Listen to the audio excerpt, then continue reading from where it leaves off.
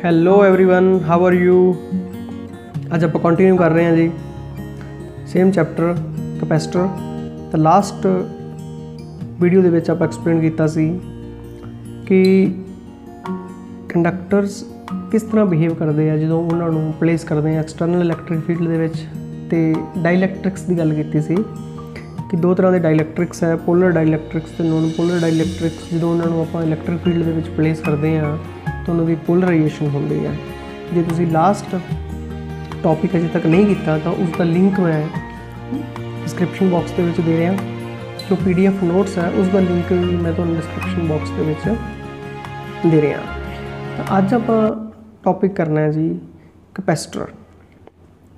तो कैपेसिटर एक डिवाइस है जी which is used to store electric charge. So what is capacitor? It is an arrangement to store electric charge. Electric charge store कर सकते हैं, electric energy भी store आप कह सकते हैं भी electric charge ते electric energy ਨੂੰ store कर सकते हैं।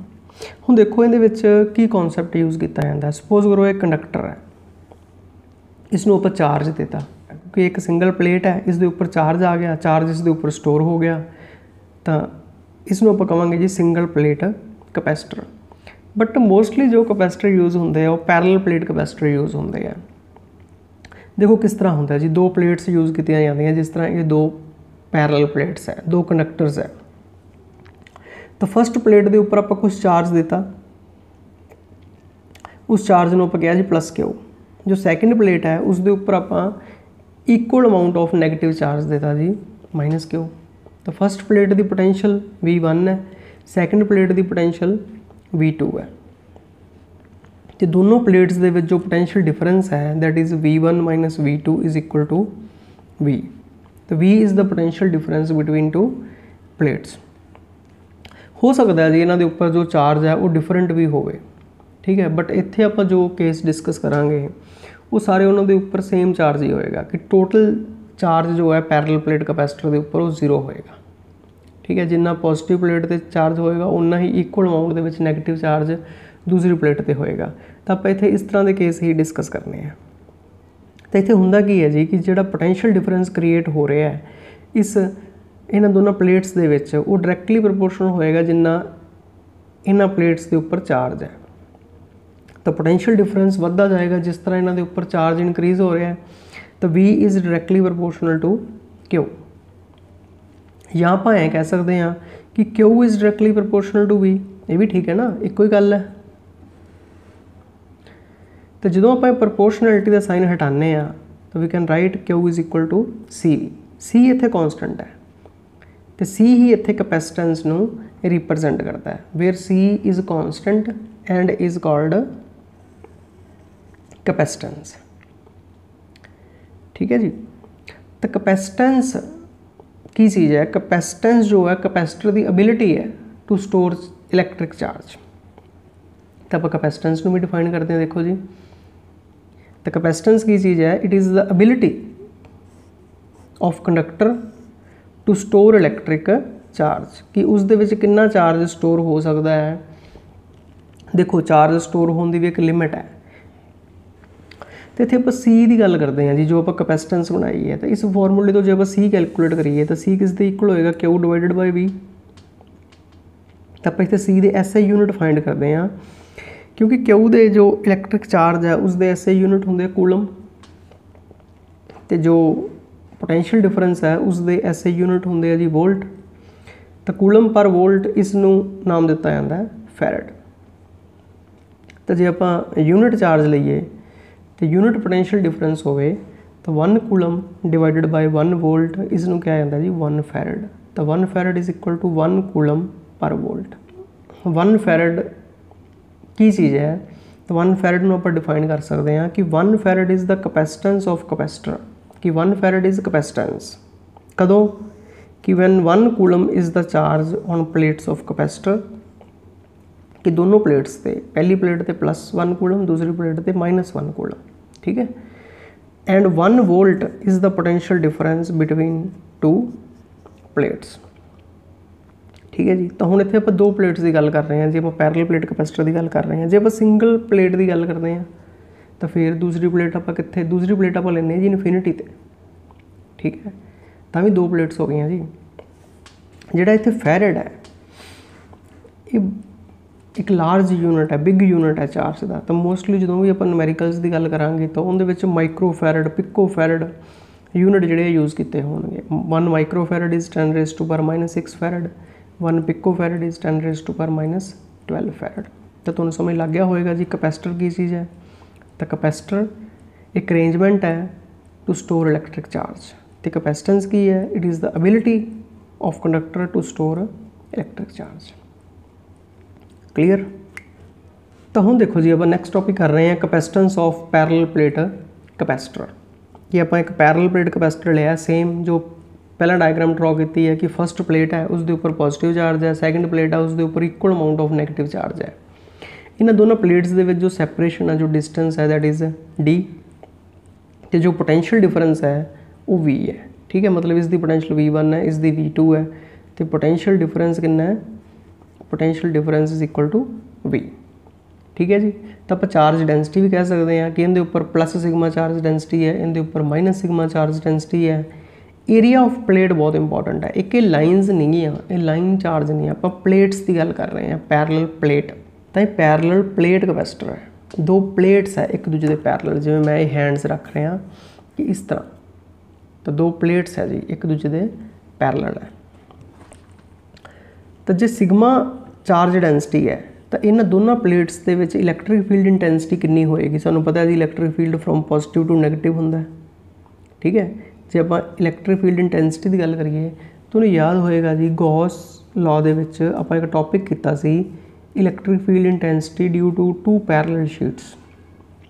तो उहदे विच आपां एक स्पैशल केस डिस्कस कीता सी जिस दे विच फस्ट प्लेट के उपर पॉजिटिव चार्ज सीगा ते सैकेंड प्लेट के उपर नैगेटिव चार्ज सीगा। मैं उदों कहा भी सी कि इस केस नूं आपां अगे जाके यूज़ करांगे। तो उहदी आपां इलैक्ट्रिक फील्ड इंटेंसिटी दसी सी कि left of the plates, right of the plates ते बिटवीन द प्लेट्स। तो लैफ्ट साइड ते भी 0 सी, राइट साइड ते भी 0 सी। तो बिटवीन द प्लेट्स आप वही फार्मूला यूज़ कर रहे हैं जी, E is equal to sigma divided by epsilon naught का। ये फार्मूला बहुत इंपॉर्टेंट है। ये फार्मूला आपां गॉस लॉ वाले चैप्टर दे विच कीता सी। देखो फिजिक्स नूं आपां रट्टे नहीं मारना है, ठीक है, स्टैप बाय स्टैप चलना है सिस्टमैटिकली, इसनूं पहलां समझना है। ठीक है, रट्टे मार ला के मार्क्स लैण नालों भी ज़्यादा इंपॉर्टेंट है कि इसनूं अंडरस्टैंड करना। तो ई दी वैल्यू है जी sigma divided by epsilon naught. Sigma charge density है तो चार्ज डेंसिटी किस दे इक्वल होंदी है, charge divided by area. A plate का एरिया है तो सिग्मा की वैल्यू पुट कर रहा मैं क्यू डिवाइडेड बाय ए, तो ये बन जाएगा Q divided by A epsilon naught. ठीक है, हुण V पोटेंशियल डिफरेंस है बिटवीन द प्लेट्स। पोटेंशियल वाले चैप्टर दे विच आपां एक टॉपिक कीता सी कि इलैक्ट्रिक फील्ड ते पोटेंशियल ग्रेडियंट दे विच रिलेशन हुंदा है E is equal to dV by dr। ठीक है, इत्थे जो पोटेंशियल डिफरेंस है वो V है। क्लीयर। तो जो डिस्टेंस है प्लेट्स दे विच वो D है, तो E is equal to V divided by D हो जाएगा। तो ये फार्मूला जिहड़ा है वो आपां हुण इलैक्ट्रिक पोटेंशियल ते पहुँच गए जी। देखो ठीक है, मैं पहले ही कहा सी कि जिहड़ी +2 की अपनी ये फिजिक्स है ये सारी आपां नूं स्टैप बाय स्टैप करनी पैनी है। तो विच कोई भी वीक लिंक नहीं होना चाहिए। तो एक चेन कहते हैं उन्नी ही स्ट्रोंग है, a chain is as strong as its weakest link. तो जे एक भी कमज़ोर कड़ी है चेन दे विच तो चेन टुट जाएगी। ठीक है ना। तो आपां नूं सारे कॉन्सैप्ट्स जिहड़े आ वो बड़े वधिया ढंग नाल क्लीयर होने चाहिए है।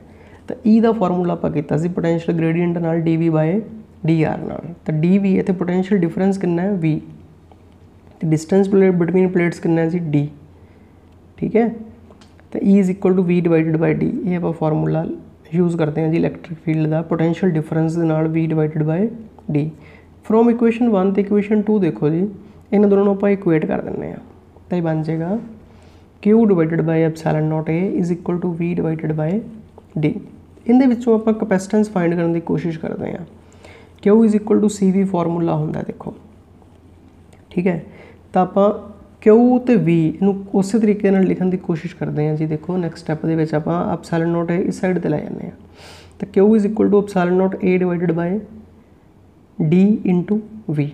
तो Q is equal to C V formula होंदा है, आपां इसनूं कंपेयर कर दिंदे हैं जी Q is equal to C V नाल। क्यू इज़ इक्वल टू आ सारा की बन गया, फिर चैक करो आ सारा सी हो गया जी।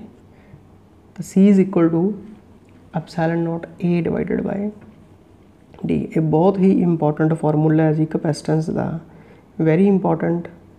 रिमैंबर दिस फॉर्मूला। ये फॉर्मूला आप पता ही नहीं जी कितनी बार यूज़ करना है, किन्ने न्यूमेरिकल्स दे विच ते किन्नियां डेरिवेशनस दे विच, ठीक है। This is very very very important formula. तो ये कैपेसिटेंस का फॉर्मूला है, तो ये फॉर्मूला ये दसदा है कि जी कैपेसिटेंस है वो इन्हां 3 फैक्टर्स पर डिपेंड करती है। तो नैक्सट अपना क्वेश्चन यही है, शॉर्ट आंसर क्वेश्चन पूछा जाता है कि किहड़े फैक्टर्स पर कैपेसिटेंस डिपेंड करती है। तो पहला फैक्टर है जी एरिया ऑफ प्लेट्स, कि जो एरिया ज़्यादा होएगा तो कैपेसिटेंस ज़्यादा होएगी, ठीक है। दूसरा फैक्टर है जी डिस्टेंस बिटवीन प्लेट्स, कि जिन्ना डिस्टेंस घट होएगा इनवर्सली प्रोपोर्शनल है, देखो इससे उन्नी कैपेसिटेंस ज़्यादा होएगी। जो प्लेट्स क्लोज होणगियां तो कैपेसिटेंस ज़्यादा होएगी, ठीक है। तो तीसरा फैक्टर एप्सिलॉन नॉट है, जो कि वैक्यूम करके आप यूज़ कर रहे हैं। फ्री स्पेस है बिटवीन द प्लेट्स, हुण आप प्लेट्स दे विच वैक्यूम यूज़ कर रहे हैं इत्थे, तो आप इत्थे कहने कि मीडियम बिटवीन द प्लेट्स, कि प्लेट्स दे विच आप की लै रहे हैं, ठीक है। आप प्लेट्स दे विच कोई डाइलैक्ट्रिक फिल किया है, आप प्लेट्स दे विच किस मटीरियल नू यूज़ कर रहे हैं, एयर नू यूज़ कर रहे हैं, वैक्यूम नू यूज़ कर रहे हैं, तो उस चीज़ पर डिपेंड करती है जी कैपेसिटेंस, ठीक है। कैपेसिटेंस देखो चार्ज से डिपेंड नहीं कर रही, Q is equal to C V है, Q is charge, V is potential difference. तो ना तो क्यू तो डिपेंड कर रही है ना वी तो डिपेंड कर रही है। सी इज़ कॉन्सटेंट, सी कुछ होर फैक्टर्स पर डिपेंड करती है, एप्सिलॉन नॉट ए ते डी ते, ठीक है। तो नैक्सट है जी जे आप कैपेसिटर नू कैपेसिटर के विचली सारी स्पेस नू एक डाइलैक्ट्रिक नाल फिल कर दईए, भी विचाले उन्हें मीडियम वैक्यूम की बजाय एक डाइलैक्ट्रिक हो गए कि आप पूरा ही फिल कर दईए, सारा ही डाइलैक्ट्रिक भरता जी, ठीक है। तो फिर की होएगा कि आप एक स्लैब यूज़ करिए डाइलैक्ट्रिक की, तो फिर उस केस दे विच की होएगा कि जिहड़ी कैपेसिटेंस है वो epsilon naught A by D की बजाय एप्सिलॉन ए बाय डी हो जाएगी। जिवें कि एप्सिलॉन नॉट इत्थे सीगी absolute permittivity of vacuum free space, तो इत्थे एप्सिलॉन की है एब्सोल्यूट परमिटिविटी ऑफ मीडियम। तो जे आप मीडियम यूज़ करते हैं जी, जिसका डाइलैक्ट्रिक कॉन्सटेंट के है, तो कैपेसिटेंस हो जाएगी epsilon A divided by D. तो एप्सिलॉन ते के दे विच रिलेशन होंदा है कि epsilon is equal to epsilon naught K. ये आप टॉपिक ये भी कर चुके हैं जिथे डाइलैक्ट्रिक कॉन्सटेंट को डिफाइन किया फस्ट यूनिट दे विच कि के दी वैल्यू की है। के दी वैल्यू आप फोर्स की रेशो के नाल कैलकुलेट की सी कि force in vacuum divided by force in medium, या आप परमिटिविटी दी टर्म्स डिफाइन की सी कि K is ratio of epsilon and epsilon naught. K किस दे इक्वल है, K is equal to epsilon divided by epsilon naught. तो एप्सिलॉन किस दे इक्वल हो जाएगा एप्सिलॉन नॉट के दे। तो जे आप इत्थे एप्सिलॉन की वैल्यू पुट कर दी एप्सिलॉन नॉट के, तो ये जिहड़ा एप्सिलॉन नॉट ए ते डी है ये तो सारा वही बन जाएगा जी कैपेसिटेंस सी। के उदा ही पिया रहेगा तो के सी हो जाएगा। इसका मतलब है जी कैपेसिटेंस है डाइलैक्ट्रिक इंसर्ट करने के नाल के टाइम्स इंक्रीज होगी, तो के हमेशा ग्रेटर दैन 1 होंदा है। K is always greater than 1। इसका मतलब जो आप डाइलैक्ट्रिक इंसर्ट करांगे between the plates of capacitor, तो इसकी कैपेसिटेंस की होएगी जी इंक्रीज होएगी। किन्ने गुना हो जाएगी, के टाइम्स हो जाएगी जितनी वैल्यू के दी है। क्लीयर। हुण आप टॉपिक कर रहे हैं जी capacitance of capacitor having dielectric slab between the plates. पहला भी यही कोई टॉपिक किया, बट पहले डाइलैक्ट्रिक पूरा फिल किया होया सी जी एंड टू एंड। एक स्लैब विचाले रख रहे हैं डाइलैक्ट्रिक की, पूरी स्पेस कवर नहीं कर रहे, ठीक है। जो प्लेट्स दे विच डिस्टेंस डी है तो डाइलैक्ट्रिक स्लैब की थिकनेस टी है, तो T is less than D. It's given. तो डाइलैक्ट्रिक जो आप इस दे अंदर रखते हैं, बाहरों आप इलैक्ट्रिक फील्ड E0 अप्लाई किया है, इस प्लेट पर पॉजिटिव चार्ज है, इस प्लेट पर नैगेटिव चार्ज है, तो डाइलैक्ट्रिक पोलराइजेशन की गल आप गल की सी कि पॉजिटिव वाली साइड पर नैगेटिव आ जाएगा, नैगेटिव वाली साइड पर पॉजिटिव चार्ज आ जाएगा, डाइलैक्ट्रिक पोलराइज हो जाएगा। तो उनके अंदर जो चार्ज इंड्यूस होएगा उसनों आप EIN नाल या EP नाल रिप्रजेंट करते हुन्ने आ कि ये पोलराइजेशन करके इलैक्ट्रिक फील्ड है। जो बाहरों आप अप्लाई किया वो E0 है। तो इस दे अंदर नैट इलैक्ट्रिक फील्ड कितना होएगा जी, क्योंकि दोनों ओपोजिट डायरैक्शन दे विच है, तो ग्रेटर माइनस स्मॉलर, तो E0 माइनस E इंड्यूस्ड, तो इन्ना इलैक्ट्रिक फील्ड उसनों आप E दे नाल रिप्रजेंट कर दिंदे आ, मतलब इस दे अंदर नैट इलैक्ट्रिक फील्ड E होएगा। तो जे सेम आप अज्यूम करिए कि V is potential difference between plates, J V इस दे विच पोटेंशियल डिफरेंस है, चार्ज इस दे उपर Q है, तो इसकी आप कैपेसिटेंस कैलकुलेट करनी है। तो आप कैपेसिटेंस का फॉर्मूला देखो जी ड्राइव करते हैं हुण V का इलैक्ट्रिक फील्ड के नाल रिलेशन है। तो इलैक्ट्रिक फील्ड जी पहला आप लगाई सी तो E0 सी, तो इसका मतलब जी ये स्पेस है इहदे विच तां E0 है फील्ड, इहदे विच भी, तो जी अंदरली स्पेस है इहदे विच E है जी फील्ड, ठीक है ना। तो फिर आप V किवें कैलकुलेट करांगे, लास्ट केस दे विच तां आप V कैलकुलेट करता सी, V is equal to E into D। हुण इत्थे दो इलैक्ट्रिक फील्ड हो गए, तो V किस दे इक्वल होएगा देखो फिर, तो V दो चीज़ों का सम होएगा, ठीक है। वो पहला तो जी इहदे विच देखो कि जी आ स्पेस है इहदे विच कितना इलैक्ट्रिक फील्ड है, इहदे विच E इलैक्ट्रिक फील्ड है,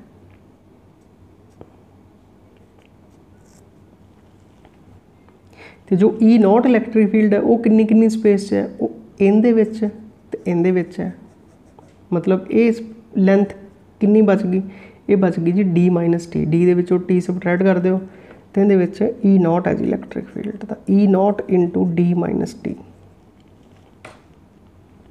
क्लीयर।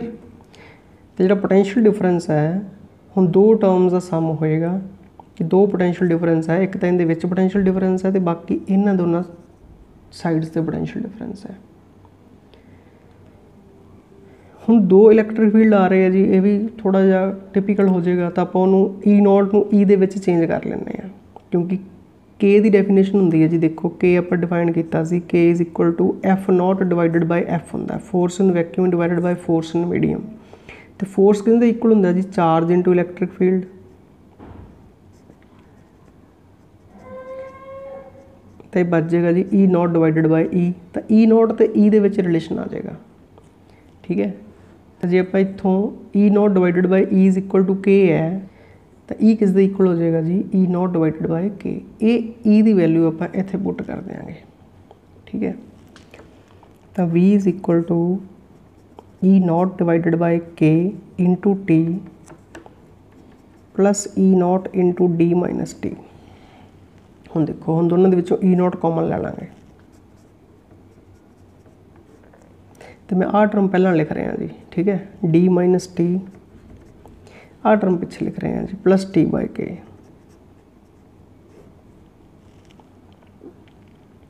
बाकी सारा कुछ उही करना है जी जो आप पैरेलल प्लेट कैपेसिटर दे विच कीता है, कुछ भी चेंज नहीं करना कि उवें E0 नूं आपां पहलां E0 का फॉर्मूला लिखांगे सिग्मा की टर्म्स दे विच, फिर सिग्मा की वैल्यू K दी टर्म्स, ठीक है, फिर Q is equal to CV बनावांगे तो अपना रिजल्ट आ जाएगा।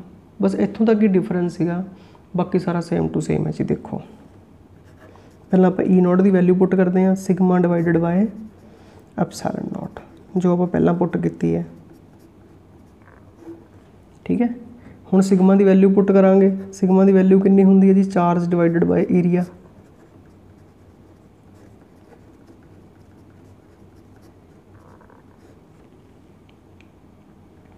ठीक है जी। हुण इनू Q is equal to CV बनाने की कोशिश करते हैं कि Q आप एक साइड पर रख लें, आ एप्सिलॉन नॉट है इधर जाके मल्टीप्लाई कर दें, इनू डिवाइड कर दें, तो Q एक साइड पर रह जाएगा, बाकी बन जाएगा जी epsilon naught A divided by D minus T plus T by K into V। देखो एडजस्टमेंट्स करती हैं इसदियाँ, कि क्यू फाइंड कर लिया, Q is equal to epsilon naught A, इधर जाके मल्टीप्लाई हो गया ऊपर, आ डिवाइड हो गई जी सारी टर्म ब्रैकेट वाली इधर जाके, तो क्यू आप फाइंड कर लिया जी। हुण आपां नूं पता है जी Q is equal to C V हुंदी है,